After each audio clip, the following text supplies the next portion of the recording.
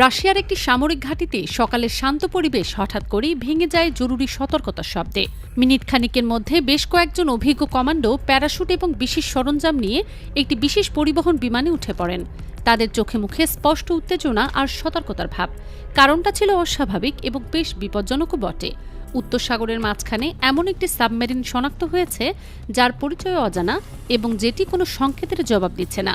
এখন এই কমান্ডোদের লক্ষ্য হল যত দ্রুত সম্ভব সেই অজানা সাবমেরিনের কাছাকাছি পৌঁছানো।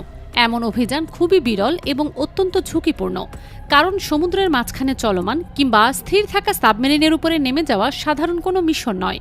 কিন্তু সেদিন পরিস্থিতি এতটাই গুরুতর হয়ে উঠেছিল যে রাশিয়ার নৌবাহিনী এই অস্বাভাবিক পদক্ষেপ নিতে বাধ্য হয়। ঘটনা শুরুটা হয় খুবই সাধারণভাবে। সেদিন সকাল 10টা বাজতে আর মাত্র 6 মিনিট বাকি। রাশিয়ার উত্তরাঞ্চলীয় একটি গুরুত্বপূর্ণ সামরিক ঘাঁটি বাল্টিক ফিল্ডের রাডার কন্ট্রোল রুমে চলছিল প্রতিদিনের মতো নিয়মিত নজরদারি। বিশাল মনিটরের স্ক্রিনে ভেসে উঠেছিল উত্তর সাগরের বিভিন্ন অংশের লাইভ ডেটা। সেখানে কর্তব্যরত অফিসাররা প্রতিটি চলমান বস্তুর উপর নজর রাখছিলেন। হঠাৎ করেই রাডার স্ক্রিনে একটি সিগন্যাল ধরা পড়ে। প্রথম দেখায় সেটিকে খুব বেশি গুরুত্বপূর্ণ মনে হয়নি। সিস্টেমে সেটি দেখাচ্ছিল সম্ভবত একটি মাছ ধরার ট্রলার। এই এলাকায় মাছ ধরার নৌকা আসা মোটামুটি সীমিত হলেও একেবারেই অস্বাভাবিক নয়। সাধারণত রাশিয়ার নিজস্ব কিছু ট্রলার এই অঞ্চলে মাছ ধরার অনুমতি পায়। তবে কিছুক্ষণ পর্যবেক্ষণ করার পরই রাডার কন্ট্রোল অফিসারের মনে সন্দেহ জাগতে শুরু করে, কারণ সাধারণ মাছ ধরার ট্রলার কখনোই এতক্ষণ ধরে একই জায়গায় স্থির থাকে না। মাছ ধরার নৌকাগুলো সাধারণত জাল ফেলার পর কিছুক্ষণের মধ্যে অন্য জায়গায় সরে যায় কিংবা জাল টেনে তোলার জন্য নাড়াচাড়া করে। কিন্তু রাডার স্ক্রিনে যে সিগন্যালটি দেখা যাচ্ছিল সেটি প্রায় 20 মিনিট ধরে একই অবস্থানে স্থির রয়েছে। এটি অস্বাভাবিক আচরণ। অফিসার বিষয়টি তার ঊর্ধ্বতন কর্মকর্তাদের জানান এবং দ্রুত একটি সিদ্ধান্ত নেওয়া হয়। নৌবাহিনীর কমান্ড সেন্টার সিদ্ধান্ত নেয় ঘটনাস্থলে একটি MiG-29 যুদ্ধবিমান পাঠানোর। প্রাথমিক ধারণা ছিল হয়তো এটি কোনো অচেনা ফিশিং বোট অথবা ছোট কোনো নৌযান হতে পারে, যেটি হয়তো সীমান্ত লঙ্ঘন করেছে। MiG-29 যুদ্ধবিমান রানওয়ে ছেড়ে উড়ে যায় পূর্ণ গতিতে। মাত্র কয়েক মিনিটের মধ্যে পাইলট রাডারে চিহ্নিত স্থানে পৌঁছে যান। কিন্তু আকাশ থেকে নেমে তাকিয়ে পাইলট যা দেখলেন তা ছিল সম্পূর্ণ ফাঁকা সমুদ্র। সেখানে কোনো মাছ ধরার ট্রলার নেই, কোনো সামরিক জাহাজ নেই, এমনকি কোনো ছোট নৌকাও চোখে পড়ল না। পাইলট অবিলম্বে বিষয়টি রাডার কন্ট্রোল রুমে জানান। কিন্তু বিস্ময়কর ব্যাপার হলো রাডার স্ক্রিনে তখনও সেই সিগন্যাল স্পষ্টভাবে দৃশ্যমান। অর্থাৎ সেখানে অবশ্যই কিছু একটা ছিল যেটি আকাশ থেকে খালি চোখে দেখা যাচ্ছিল না। এই তথ্য পাওয়ার পর কন্ট্রোল রুমে উত্তেজনা বেড়ে যায়। প্রথমে ধারণা করা হয় হয়তো উচ্চ আকাশে কোনো নজরদারি ড্রোন থাকতে পারে, কিন্তু যুদ্ধবিমান পুরো এলাকা স্ক্যান করেও আকাশে কিছুই খুঁজে পায়নি। ফলে একটাই সম্ভাবনা থেকে যায় এবং সেটি হলো পানির নিচে কোনো কিছু লুকিয়ে আছে। এরপর নৌবাহিনীর কমান্ড সেন্টার থেকে তৎক্ষণাৎ একটি অত্যাধুনিক সোনার ইউনিট পাঠানোর নির্দেশ দেওয়া হয়। সোনার হলো এমন একটি প্রযুক্তি যা পানির নিচে শব্দ তরঙ্গ পাঠিয়ে সেখানে লুকিয়ে থাকা কোনো বস্তু শনাক্ত করতে পারে। আধুনিক সামরিক সোনার ইউনিট এতটাই উন্নত যে এটি অত্যন্ত নীরবে কাজ করতে পারে এবং বিস্তৃত এলাকা জুড়ে তথ্য সংগ্রহ করে সরাসরি কন্ট্রোল রুমে পাঠাতে পারে। সোনার ইউনিট ঘটনাস্থলে পৌঁছানোর কিছুক্ষণ পরে একটি বড় আকারের সিগন্যাল শনাক্ত করে। ডেটা বিশ্লেষণ করার পর খুব দ্রুত নিশ্চিত হওয়া যায় যে সমুদ্রের নিচে একটি সাবমেরিন রয়েছে। এই তথ্য পাওয়া মাত্র পুরো রাডার কন্ট্রোল রুমে জরুরি অবস্থা জারি হয়ে যায়। সবচেয়ে উদ্বেগজনক বিষয় ছিল সাবমেরিনটির সঙ্গে কোনোভাবে যোগাযোগ স্থাপন করা যাচ্ছিল না। সাধারণত আন্তর্জাতিক সামুদ্রিক নিয়মকানুন অনুযায়ী যে কোনো সাবমেরিন জরুরি সংকেতে সাড়া দেয় অথবা নিজের পরিচয় প্রকাশ করে, বিশেষ করে যখন অন্য দেশের নৌ সীমান্তের কাছাকাছি থাকে। কিন্তু এই রহস্যময় সাবমেরিন ছিল সম্পূর্ণ নীরব, কোনো সংকেতের জবাব দিচ্ছিল না এবং নিজের পরিচয়ও প্রকাশ করছিল না। এই পর্যায়ে এসেও রাশিয়ার নৌবাহিনী নিশ্চিতভাবে জানত না যে এটি আসলে কোন দেশের সাবমেরিন।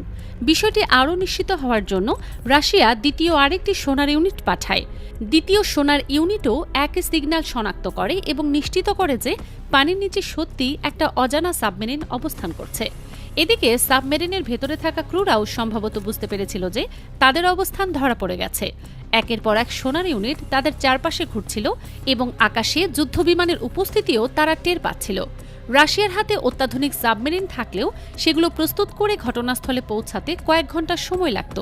কিন্তু পরিস্থিতি এতটাই দ্রুত পরিবর্তন হচ্ছিল যে সেই সময় ছিল না।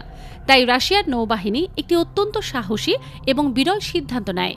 তারা তাদের বিশেষ প্রশিক্ষিত প্যারা কমান্ডো ইউনিট মোতায়েন করার নির্দেশ দেয়।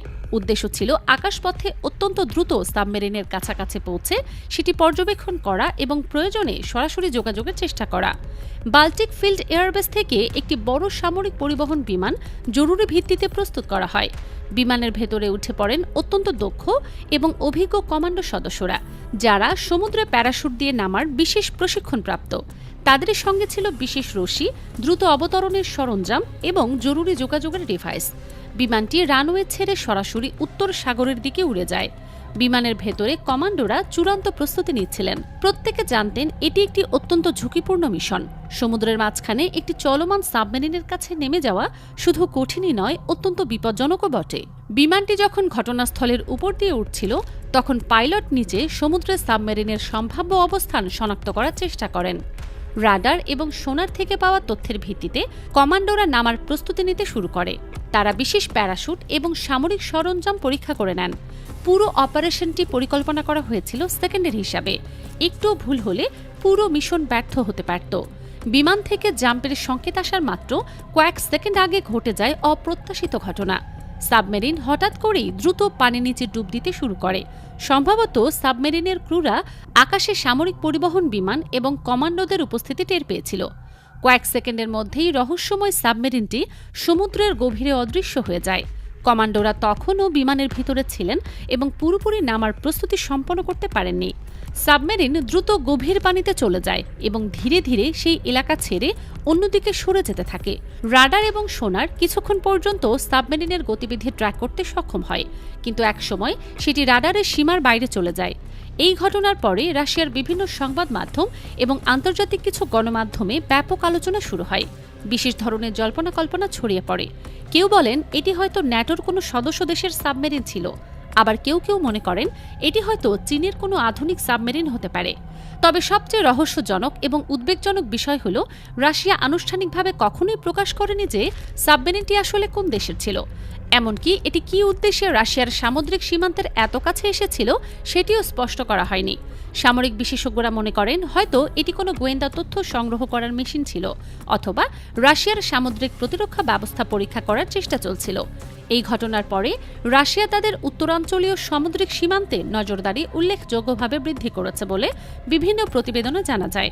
বিশেষভাবে সোনার ইউনিট সংখ্যা বাড়ানো হয়েছে এবং আকাশপথে নজরদারি আরও জোরদার করা হয়েছে। আজও এই ঘটনা নিয়ে অসংখ্য প্রশ্ন রয়ে গেছে, যার উত্তর হয়তো কখনোই সাধারণ মানুষ জানতে পারবে না। সেই রহস্যময় সাবমেরিনটি আসলে কোন দেশে ছিল? কেন সেটি রাশিয়ার এত কাছে এসেছিল? সেটি কি গোয়েন্দা তথ্য সংগ্রহ করছিল, নাকি অন্য কোনো গোপন মিশনে ছিল? এসব প্রশ্নের উত্তর এখনও অজানা রয়ে গেছে এবং সম্ভবত সামরিক গোপনীয়তার আড়ালে চিরকালই থেকে যাবে।